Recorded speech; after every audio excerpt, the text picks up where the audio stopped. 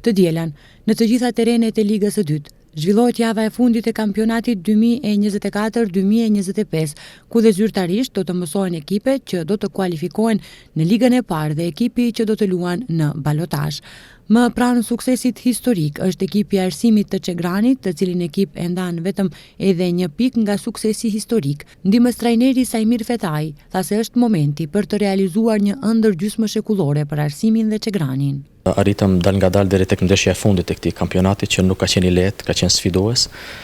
por ka qenë edhe shumë i bukur dhe me shumë sukses për ekipin e Arsimit, pasi që kemi bërë ndeshje shumë të bukura me një lojë jashtëzakonisht bukur.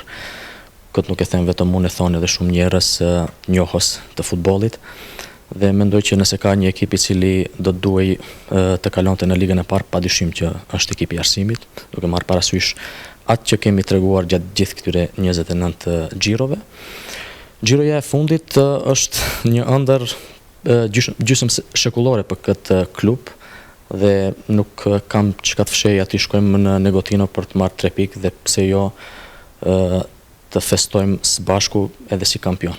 Me fitoren eventuale nga ndeshja e fundit, Arsimi do të siguronte kualifikimin në elitë që paraqet një sukses historik për këtë klub me traditë 52 vjeçare, andaj pritet një festë e madhe nga çegranasit. Për ndihmës trajnerin Sajmir Fetaj, ai tha se festa do të varet nga epilogu edhe i ndeshjeve tjera. Tash varet edhe nga ndeshjet e tjera kjo situatë, por ne do të qapim më të mirën tonë që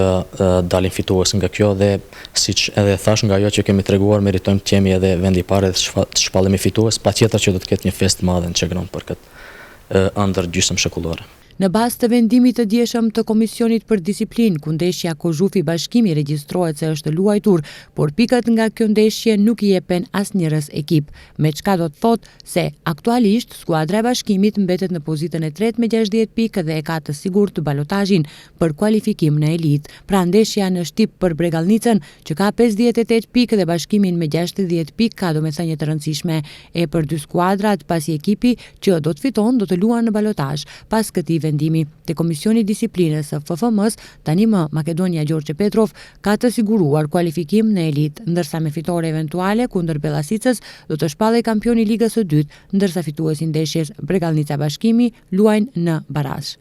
Në javën e fundit të kampionatit në Ligën e Dytë, të dielën ora 17 takohen Vardari Arsimi, Bregalnica Bashkimi, Boreci Ohri, Detonit Plaskovica, Pobeda, Skopje Kamenica, Sasa, Kozhufi Novaci, Makedonia Gjorgje Petrov, Bellasica, Osogova Vardarski.